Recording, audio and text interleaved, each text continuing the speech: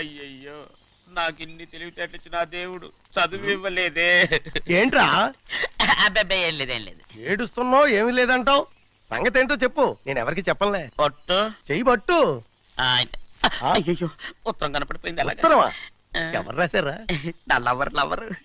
నీకు లవ్వరా? నాకే కాదు, మా నాన్న, మా తాత, మా ముత్తాత అందరూ లవ్వాడి పెళ్లి చేసుకున్నారు తెలుసా. ప్రేమ గుడ్డిదని మీ వంశాన్ని చూసే కనిపెట్టినట్టున్నారు. అది సరే గాని నీ లవ్వర్ ఎవరు? నీకు చెప్పడానికి నేను తెలివి తక్కువన్నా? నువ్వు చాలా తెలివైనడు అని నాకు తెలుసు. మరి నీ లవర్ నీకు లవ్ లెటర్ రాసిందంటే అది చదువుకొని ఉండాలి కదా. మరి గుమ్మస్తా కూతురు చదువుకుంటుంటది ఏంటి? ఏటి గుమస్తాగా ఉంది కూతురా? అయ్యో, నోరు సరిపోయింది. అది నీకు మామూలే గాని ఏదో లెటర్ ఈ చదివి చెప్తాను. చదివి చెప్తావా? ఆ చదువు. ఇదిగో, ఇక్కడ చదివితే అందరు వింటారు. ఇదిగో, ఇది నా ప్రేమోత్తరం. ఎవరికి వినపడకుండా చదువు.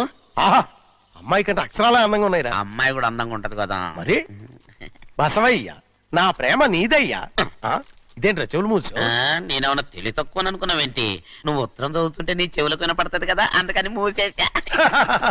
నేను చదివే లెటర్ నాకు వినపడుతుందని నా చెవులు మూసేసావా?